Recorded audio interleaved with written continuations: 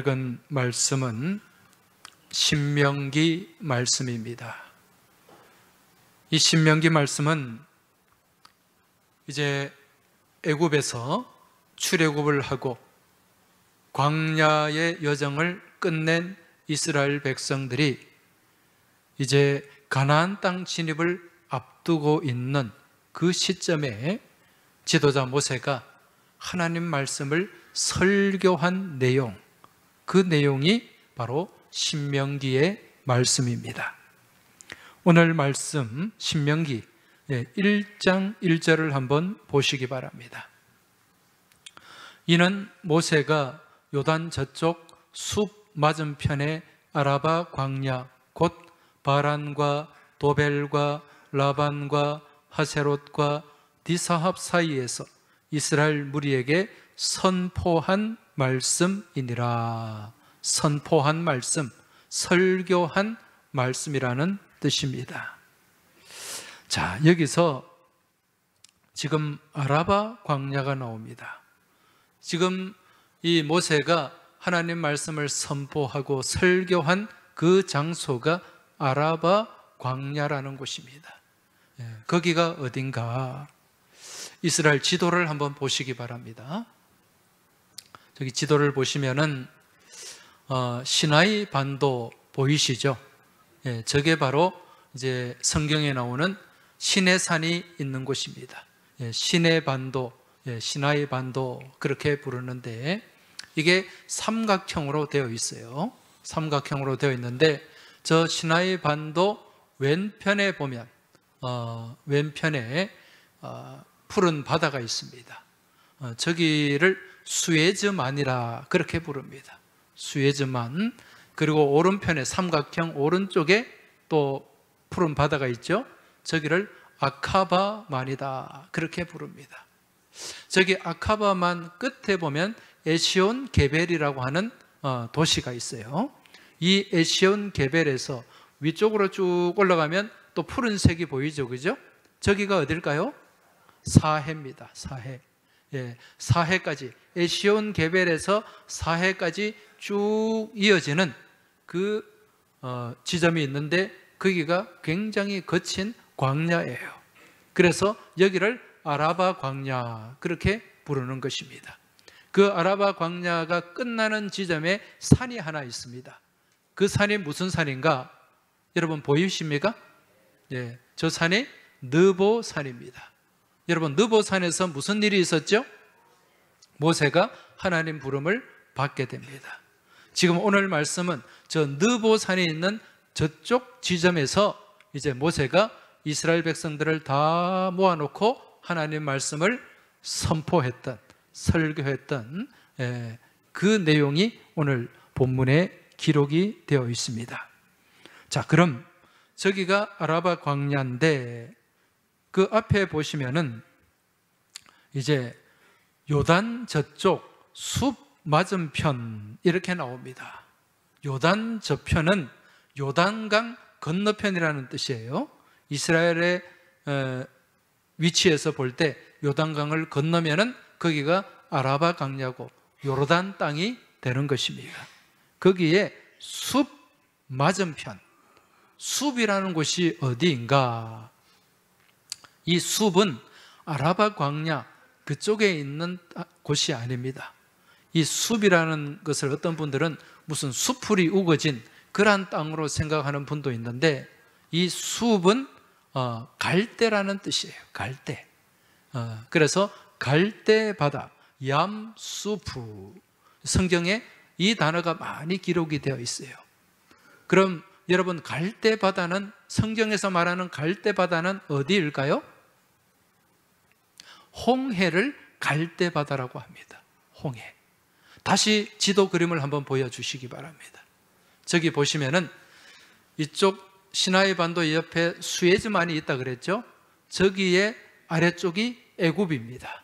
이집트에서 이스라엘 백성들이 저 수에즈만을 건너온 거예요. 저기가 갈대 바다입니다. 얌수프예요. 그런데 이 얌수프를 성경에서는 어떤 단어로 번역을 했는가? 홍해라고 번역을 해놓고 있습니다. 우리가 읽는 성경에는 홍해라고 번역이 되어 있어요. 자, 여러분 이 홍해 가보신 분 계십니까? 예, 홍해 가보신 분. 아마 성지순례를 가신 분들은 홍해를 다 갔을 거예요. 예. 그 이 홍해를 보면은 여러분 홍해가 한자로 무슨 뜻입니까? 붉은 바다라는 뜻이죠. 붉은 바다. 그런데 막상 가서 보면 그 바다는 굉장히 푸르고 맑은 바다입니다. 그럼 왜 이곳을 홍해라고 부를까요? 학자들은 여러 가지 추측을 하는데 이곳이 원래는 갈대 바다였어요. 얌수프. 예, 갈대 바다인데 그 갈대라는 단어 영어로 어떻게 읽죠? R-E-E-D 리드라고 있습니다. 리드. 갈대 바다 그러면은 리드 씨 이렇게 하거든요. 이렇게 읽는데 이게 시간이 지나면서 R-E-E-D 여기서 E라는 스펠이 하나 빠졌다. 그러면 어떻게 되죠? 레드가 되는 거죠. 그래서 레드 씨, 홍해가 되었다.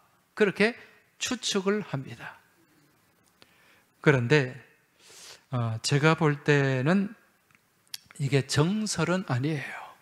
정설은 아니고 이제 우리가 읽는 성경을 보면은 성경이 히브리어로 이스라엘 언어로 기록된 히브리어 성경이 있어요. 원래는 모든 성경이 히브리어로 기록이 되어 있습니다. 근데 이 성경이 나중에 번역이 됩니다. 무슨 언어로 번역이 되었는가? 주전 3세기경에 이스라엘, 소아시아, 이쪽 유럽이 다 헬레니즘 문화로 가득 채워졌지 않습니까? 이때 주로 사용된 언어가 코인의 헬라어, 헬라어가 주된 공용어였습니다. 그러면서 이제 히브리어를 모르는 유대인들도 많기 때문에 헬라어로 성경을 번역했는데 주전 3세기, 예수님 오시기 3년 전에, 3세기 300년 전에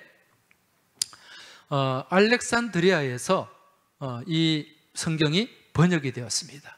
이때 번역을 할 때 랍비가 70명이 동원이 되었어요. 정확하게는 72명 정도 동원이 되었다 그러는데 이 동원된 랍비들이 이제 히브리어에서 헬라어로 번역을 했기 때문에 이 성경을 70인역이다 그렇게 불러요.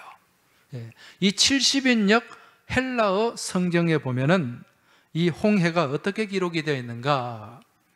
에리트라 탈라사라는 단어로 기록이 되어 있습니다. 에리트라 탈라사라는 단어는 헬라어로 붉은 바다 그런 의미가 담겨 있어요. 그럼 학자들은 왜 이곳을 홍해라고 불렀을까? 이 홍해에는요 다른 바다보다 갈색 규조가 많다고 합니다.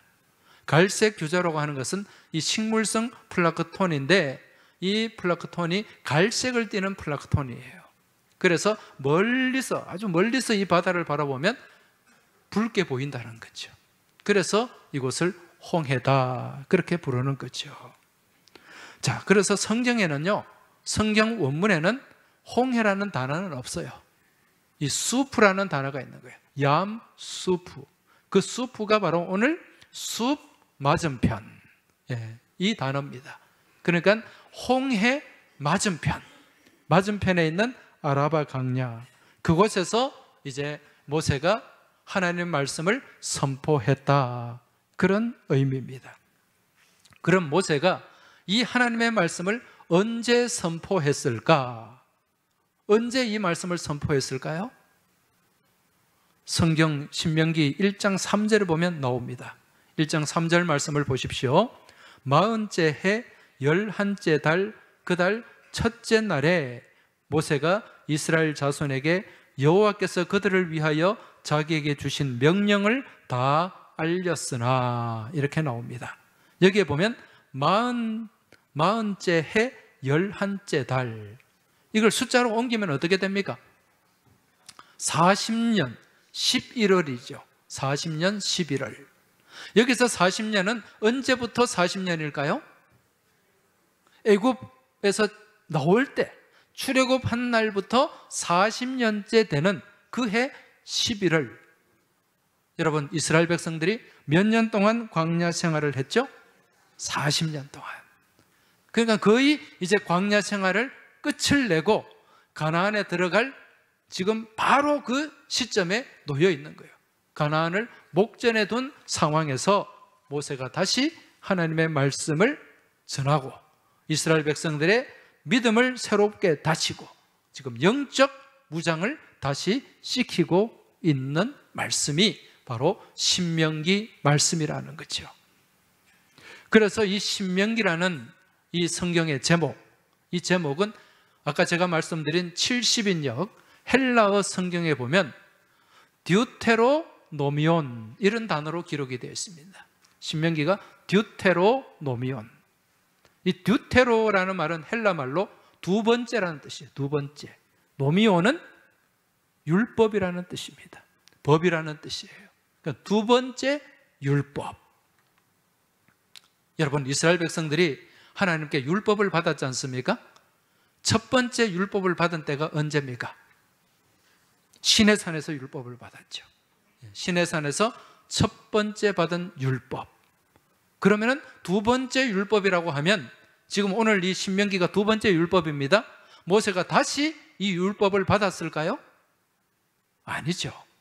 첫 번째 받은 그 율법을 다시 가나안에 들어가기 전에 이스라엘 백성들에게 재차 교육하고 확인시키는 거예요. 다시 말씀을 가르친다는 뜻입니다. 그래서 신명기라는 말씀의 제목은 여러분 신자가 한자로 무슨 신자입니까? 납신자를 써요. 명자는 명령할 때 명자죠. 그러면 이 신명기라는 뜻은 납신자가 한자로 보면 다르게는 거듭신자로 해석이 됩니다. 거듭신. 그러면 어떻게 이 제목을 해석할 수 있죠? 하나님의 명령을, 하나님의 말씀을 거듭 가르치는 말씀이 신명기 말씀이라는 거예요. 이제 가나안 땅에 들어가야 되잖아요. 들어가서 다시금 하나님 말씀으로 무장이 되어서 거기서 또 정복전쟁, 영적 전쟁을 치러야 되기 때문에 모세가 이곳에서 하나님 말씀을 재교육했다는 것입니다. 자, 지금 오늘 신명기 1장 말씀에 보면은요, 이제 그 내용이 어떤 내용이 이어지는가? 오늘 본문의 앞에 보면은 광야 생활을 회고하고 있습니다. 광야 생활을 하는 동안 천부장, 백부장을 세우고 또 19절부터 33절, 오늘 1장 19절에서 33절을 보면 가나안을 정탐한 그러한 사건들을 지금 다시 회고하는데, 좀 더 구체적으로 말씀드리면 출애굽 1년쯤에 시내산에서 머물 그때의 상황을 다시 회고하는 내용이라고 할 수가 있습니다. 여러분, 이스라엘 백성들이 출애굽을 한 때가 몇 월 달이었습니까? 1월 달이었죠. 6월절은 1월 달에 있습니다.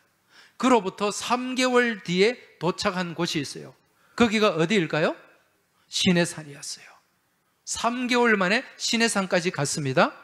그 시내산에서 1년 동안 머물렀어요. 1년 동안 머물고 모세가 시내산에 혼자 올라갔습니다. 올라가서 누구를 만났습니까? 하나님을 만났죠. 그 하나님을 만나는 그 기간이 며칠이나 되었습니까? 40일 동안 하나님과 만나고 율법을 받게 되고, 그리고 또 성막과 또 구약의 제사 모든 규정을 거기서 하나님께 전달받게 됩니다. 그래서 이제 거룩한 백성으로서 언약을 맺게 되는 거죠. 이것을 시내산 언약이라고 합니다. 따라서 우리가 이 출애굽기 말씀을 보면은, 여러분 출애굽기라는 이 제목의 뜻이 뭡니까? 애굽에서 탈출했다. 예, 애굽에서 탈출했다, 그런 뜻이죠, 그죠? 그런데 사실은 이 출애굽기는 애굽에서 탈출한 내용도 담겨 있지만은 더 중요한 게 뭐냐? 하나님과의 언약 체결에 초점이 맞추어져 있습니다. 그래서 출애굽기 19장부터 마지막 장까지는 다 무슨 내용이다? 하나님과의 언약을 맺는 그러한 과정, 내용이 거기에 담겨 있다는 것입니다. 이게 출애굽기의 핵심이에요. 그런데 지금 모세가 시내산에 올라가서 하나님과 언약을 체결하는 동안 산 아래에서는 어떤 일이 벌어지고 있었습니까? 모세는 지금 하나님을 만나고 있어요. 율법을 받고 언약의 백성으로서 그렇게 하나님과 언약을 체결하는 정말 중요한 그런 시간을 갖고 있는데, 밑에 있는 이스라엘 백성들은 딴짓을 하고 있어요. 딴 생각을 품고 있었다는 것입니다. 완전히 상반된 금송아지 우상을 만들어가지고 그 우상을 섬기는 일에 집중을 하고 있었다는 것입니다. 여러분, 지금 모세가 시내산에 올라가서 40일을 지냈습니다. 그죠? 성경에는 이 40이라는 단어, 숫자가 자주 등장합니다. 이 40이라는 숫자가 제일 먼저 등장할 때가 언제죠? 노아의 홍수. 며칠 동안 비가 내렸습니까? 40일 동안. 그리고 모세가 시내산에 올라갔던 그 기간이 40일입니다. 또 신약에 오면은 예수님이 시험을 받기 전에 40일 동안 금식을 했어요. 여러분, 이 40이라는 숫자는 힘들고 어려움을 나타내는 숫자예요. 여러분, 노아의 홍수 40일, 얼마나 두려움과 공포가 극도로 올라갔던 시기입니까? 그리고 모세가 40일 동안 시내산에 올라가고 이스라엘 백성들 모세가 없는 40일 동안은 얼마나 혼란스러웠습니까? 얼마나 난장판이 되었습니까? 그리고 예수님이 시험을 앞두시고 40일 동안 금식한 그 기간은 얼마나 고단한 시간이었습니까? 이게 다 40이라는 숫자는 힘들고 어렵다, 이란 의미가 여기에 담겨 있다는 거죠. 왜 그런가? 여러분, 이 40이라는 숫자는 4 곱하기 10입니다. 그죠? 이 숫자에는 다 의미가 있어요. 4는 어디의 숫자입니까? 땅의 숫자죠. 동서남북. 여기에 반대되는 숫자가 3입니다. 이 3은 하늘의 숫자예요. 성부, 성자, 성령. 이 두 숫자가 합치면, 더해지면 7이죠. 이 7은 서양 사람들이 좋아하는 럭키 세븐, 완전수라 그럽니다. 그리고 3과 4가 곱해지면 12가 나와요. 이 12는 12제자, 12지파, 이 또한 완전수로 분류가 됩니다. 그런데 땅의 숫자 4, 땅의 숫자 4에 곱하기 10 하면 40이 나오죠. 이 10이라는 숫자는 많다라는 의미가 담겨 있어요. 그래서 40이라는 것은 많다는 거예요. 여러분, 이 땅은 어떤 일들이 일어납니까? 많은 고난이 있고 역경이 있고 환란이 있습니다.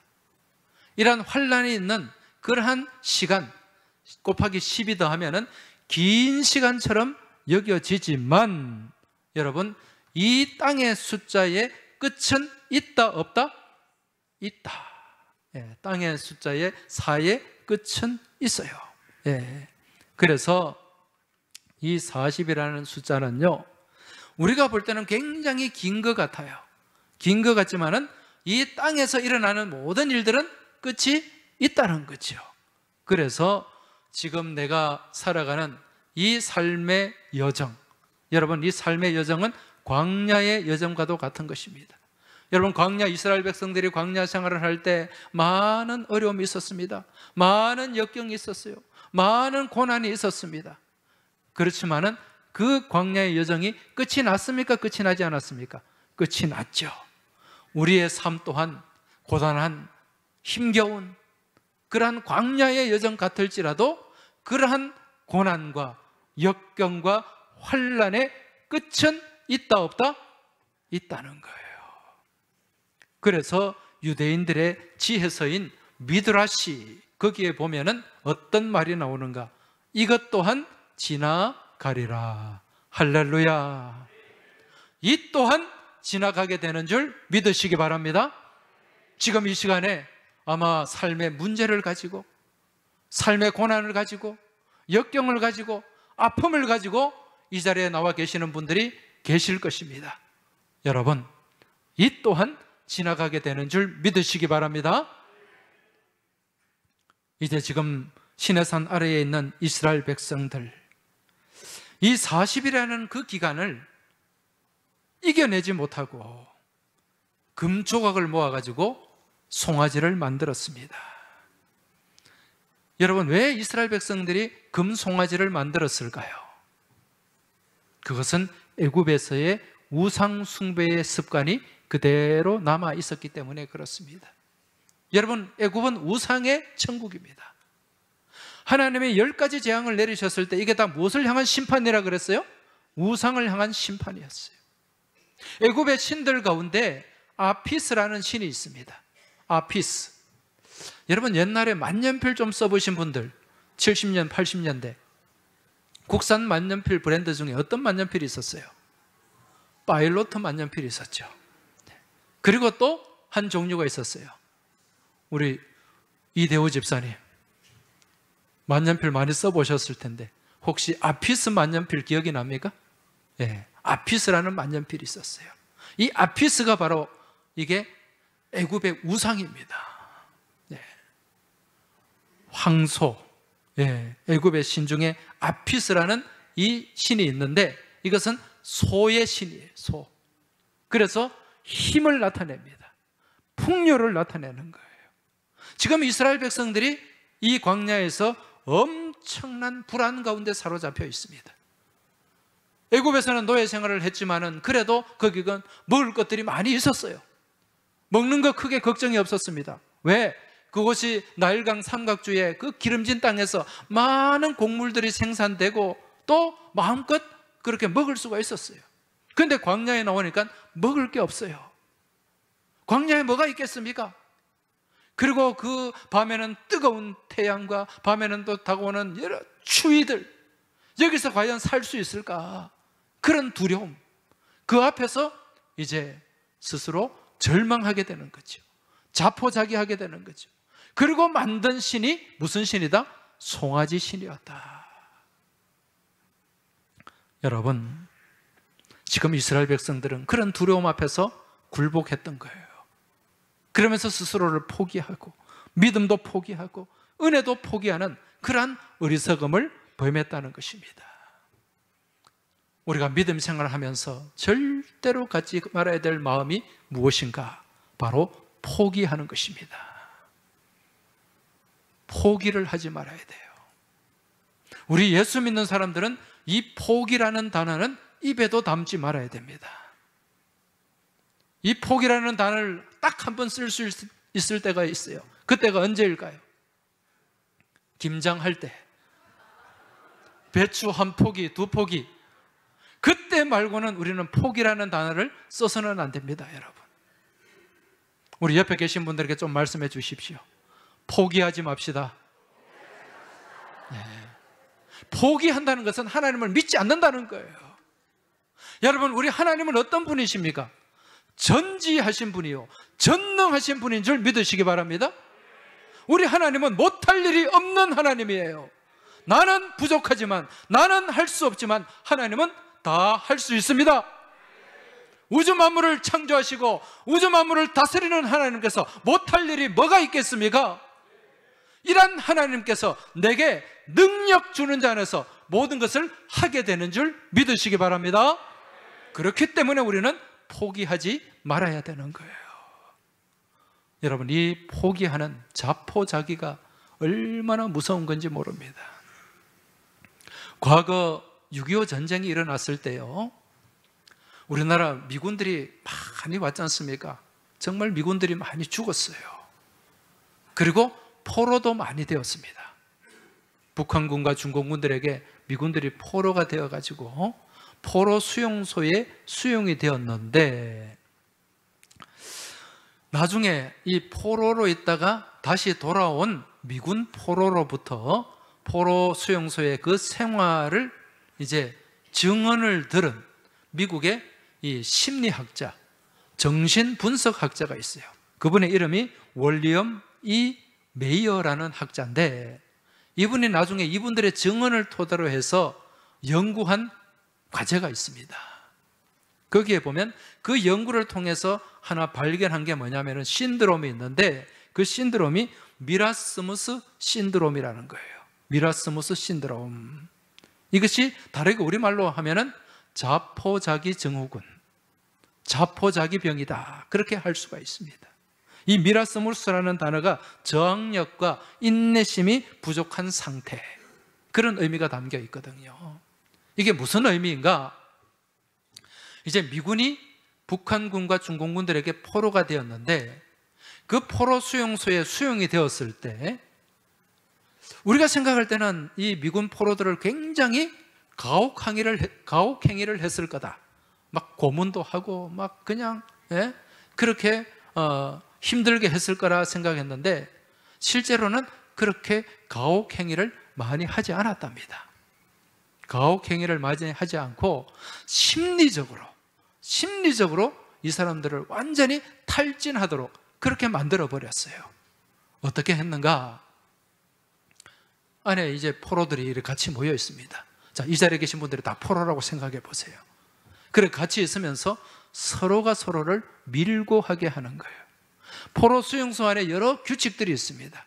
그런 규칙을 어기게 되면 가서 또 뭐 독방에 간다든지, 아니면 아주 어려운 그런 환경에 또 갇히게 된다든지, 뭐 그런 어떤 징계가 있을 거 아닙니까? 그러면은 이제 그러한 이 포로들 사이에 그 규칙을 어긴 사람들을 밀고 하게 만드는 거예요. 그러면은 그 밀고 한 사람에게 보상을 해주는 겁니다. 담배도 주고요, 또 다른 어떤 먹을 것도 주고, 그렇게 보상을 하니까 이 포로들이 서로가 서로를 밀고 하려고 막 혈안이 되어 있는 거예요. 그러니까 주변에 아무도 믿을 X가 있다 없다? 없다. 서로가 서로를 불신하게 하는 거예요. 그리고 또 어떻게 하느냐? 포로 수용소 안에서도 편지를 보낼 수가 있었답니다. 그래서 이 미군 포로들이 미국으로 편지를 보낼 거 아닙니까? 그러면은 답장이 올 거 아니에요. 답장이 오면은 그 편지들 가운데 긍정적인 내용, 어떤 기뻐할 수 있는 그런 내용들이 있으면은 검열을 해가지고 다 빼버리는 거예요. 그럼 어떤 편지만 주는가? 누가 죽었단다, 그리고 어느 집 부인이 남편을 기다리지 못하고 새로 시집을 갔단다, 뭐 그런 내용들. 여러분 생각해 보세요.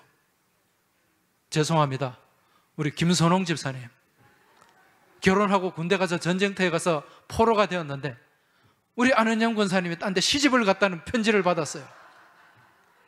어떤 마음이 들겠어요? 정말 눈이 뒤집히고 절망이 막 그냥 엄습해 올 거 아닙니까? 이런 편지들만 전해주는 거예요. 그러면서 삶의 의지를 잃어버리는 겁니다. 이래 살아서 뭐하노? 그러니까 포로 수용소 문을 열어놔도 도망을 간다 안 간다? 도망가지 않을 정도로 자포자기가 되어버리는 거예요. 이게 무슨 병인가? 미라스무스 병이라는 것입니다. 여러분, 영적인 미라스무스 신드롬도 있습니다. 이걸 누가 심어주는가? 사탄이 심어주는 거예요. 마귀가 심어주는 거예요. 마귀는요, 전공이 무엇인가? 우리의 소망을 꺾어버리는 것입니다. 우리의 의지를 무너뜨리는 거예요. 그리고 그 가운데 무엇을 심어 놓습니까? 염려와 근심, 부정적인 생각들. 이게 마귀의 주된 일들입니다. 그런데 우리 주님은 늘 뭐라고 말씀하십니까? 염려하지 마라, 근심하지 마라. 왜? 마귀의 노예가 되지 말라는 것입니다. 염려함으로 근심함으로 네 키를 한 자나 더 할 수 있느냐? 아무것도 할 수 없는데 왜 염려하느냐? 왜 근심하느냐? 여러분, 우리 믿음의 사람들은 그러한 세상이 주는 염려와 근심 가운데 노예가 되는 삶이 아니라 그것을 이겨내고 극복하고 믿음 안에서 승리하는 삶을 살아야 될 줄 믿습니다. 그래서 오늘 말씀 29절에 보면 이렇게 말씀하고 있습니다. 내가 너희에게 말하기를 그들을 무서워하지 말라. 두려워하지 마라. 무서워하지 말고 두려워하지 말고 하나님을 절대적으로 신뢰하라는 거예요. 그 뒤에 보시면은 30절입니다. 너희보다 먼저 가시는 너희의 하나님 여호와께서 애굽에서 너희를 위하여 너희 목전에서 모든 일을 행하신 것 같이 이제도 너희를 위하여 싸우실 것이며 하나님이 대신 싸워주신다는 거예요. 33절에 그는 너희보다 먼저 그 길을 가시며 장막 칠 곳을 찾으시고 밤에는 불로 낮에는 구름으로 너희가 갈 길을 지시하신 자이시니라. 할렐루야. 우리 하나님이 먼저 길을 예비하십니다. 그 길을 인도하십니다. 우리가 머물 곳을 찾으시는 분이십니다. 우리는 이러한 하나님을 무엇하기만 하면 된다? 신뢰하기만 하면 된다. 믿고 따라가기만 하면 된다. 이 말씀이에요. 여러분, 이 믿음이 무슨 믿음인가? 절대 믿음입니다. 절대 믿음. 이 절대 믿음은 흔들리지 않는 믿음이에요. 여러분, 우리의 믿음은 절대 믿음이 되어야 됩니다. 긴가민가 하는 믿음이 돼서는 안 된다는 거예요. 확실한 믿음, 이 믿음이 바로 절대 믿음인 줄 깨달으시기 바랍니다. 왔다 갔다 하는 믿음, 능력이 없습니다. 여러분, 내게 능력 주는 자 안에서 모든 것을 할 수 있다는 이 말씀은 절대 믿음 안에서 일어나는 능력 있는 하나님의 사건인 줄 믿으시기 바랍니다. 우리 하나님이 어떤 분이시죠? 우리를 지으신 하나님이시지 않습니까? 우리의 모든 것을 다 헤아리시고 파악하고 계시는 하나님이시에요. 우리의 심장과 폐부까지도 다 감찰하시고 우리의 머리카락까지도 다 헤아리시는 분이십니다. 하나님이 할 일이 없어서 우리 머리카락을 헤아리고 계실까요? 보면 안다는 거예요. 보면 안다는 거예요. 우리가 앞으로 어떻게 나가야 복된 삶을 살았지, 우리가 어떻게 살아야 승리하는 삶을 살아가게 될지 우리 하나님은 이미 다 알고 그 길을 계획하고 계시는 줄 믿으시기 바랍니다. 우리가 승리하는 삶을 살기 위해서는 그럼 어떻게 해야 됩니까? 우리 하나님을 신뢰하는 거예요. 우리 하나님을 절대적으로 믿고 나아가는 것입니다. 우리 하나님을 온전히 의지하는 것입니다. 나의 하나님, 나의 구원이 되시는 하나님, 나의 능력이 되시는 하나님, 나의 반석이 되시는 하나님, 이 하나님을 절대적으로 믿고 의지하고 우리 주님의 두 손을 잡고 나아갈 때 이번 한 주간에도 세상 가운데서 승리하게 될 줄 믿습니다. 악한 사단의 마귀의 공격까지도 능히 무너뜨리고 날마다 하나님 영광 드러내게 될 줄 믿습니다. 이번 한 주간 나의 하나님, 나의 하나님을 입술로 고백하고 믿고 의지하는 가운데 승리하는 복된 한 주간이 되시길 주의 이름으로 축원합니다. 이 시간 우리 같이 찬양하며 나아가겠습니다. 나의 힘이 되신 여호와여.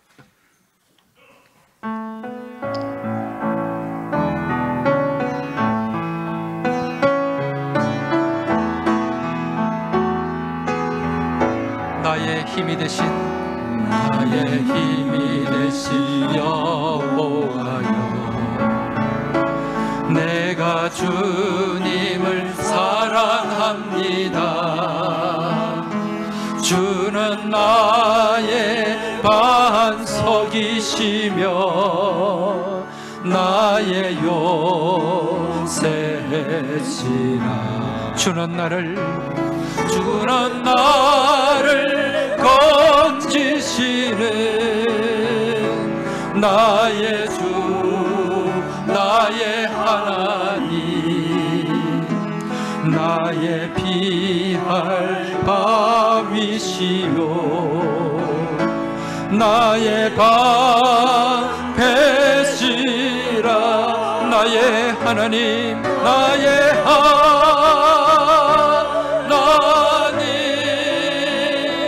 나의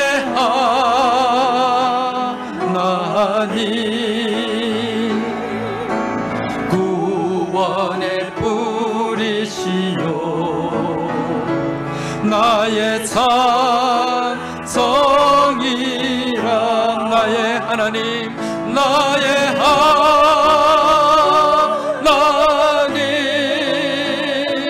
나의 하나님,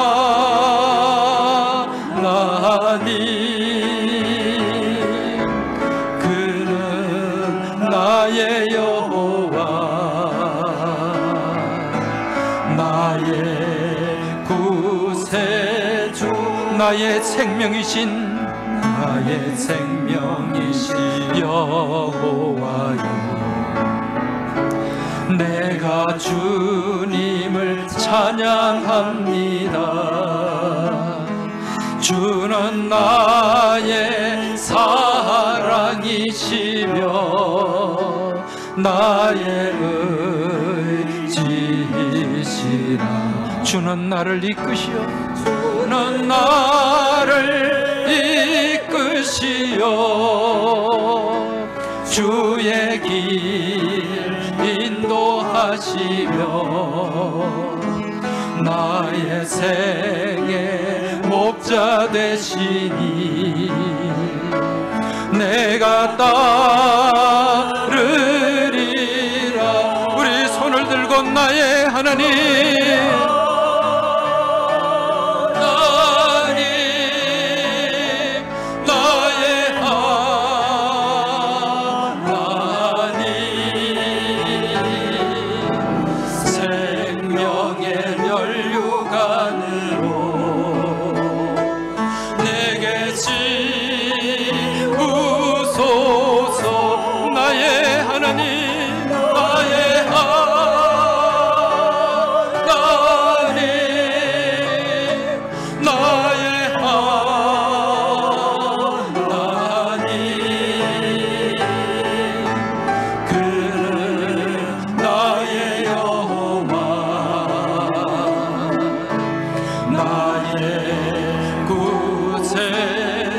나의 하나님, 나의 하나님, 나의 하나님, 그는 나의 여호와, 나의 구세주. 할렐루야. 이 시간 우리 같이 기도드릴 때 하나님 아버지, 나의 삶 가운데 어떤 환난과 어떤 고난과 어떤 역경이 몰아쳐 올지라도 그 앞에 굴복하지 않게 하여 주옵소서. 하나님을 향한 절대 믿음, 절대 신뢰를 가지고 맞서며 나아가게 하여 주시옵소서. 우리의 길을 예비하고 우리의 길을 인도하시는 나의 하나님, 나의 여호와 하나님을 의지하며 이번 한 주간에도 승리하는 믿음의 삶을 살게 하여 주옵소서. 이 기도 제목을 가지고 우리 주여 한번 외치고 합심해서 통성으로 기도드리겠습니다. 주여, 살아서 역사하시는 아버지 하나님 감사합니다. 오늘도 저희들에게 말씀 주심에 감사합니다. 이 말씀 의지하고 이 말씀 붙잡고 나아가게 하심에 감사를 드립니다.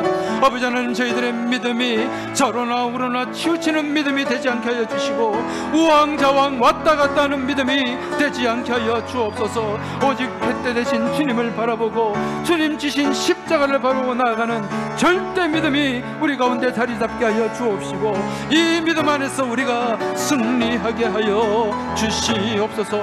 아버지 하나님, 우리 하나님, 우리의 길을 예비하시고 우리의 길을 인도하시고 우리가 갈 바를 미리 아시고 다 정하시고 이끌어가시는 살아계신 하나님, 나의 힘이 되신 하나님을 이 시간 고백하고 선포합니다. 주님, 이러한 하나님, 나의 하나님을 믿고 나의 생명의 주인이 되시는, 생의 목자가 되시는 하나님을 신뢰하며 나가는 우리 모두가 되게 하여 주시고, 이번 한 주간에도 나의 하나님 안에서 승리하는 우리 모든 믿음의 자녀, 믿음의 백성들이 다 되게 하여 주시옵소서.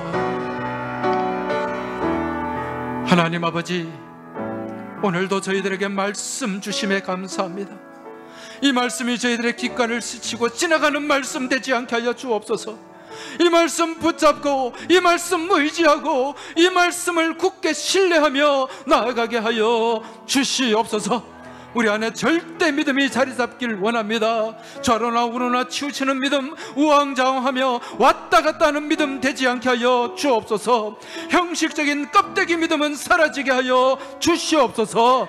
오직 주님을 향한 절대 믿음을 가지고 흔들리지 않는 믿음의 삶을 살아내는 저희 모두가 되게 하여 주옵시고, 나의 힘이 되시고 나의 생명이 되시고 나의 능력이 되신 우리 주님의 손을 잡고 이번 한 주간에도 승리하게 하여 주시옵소서. 우리 주님 예수 그리스도 이름으로 간절히 기도하옵나이다. 아멘.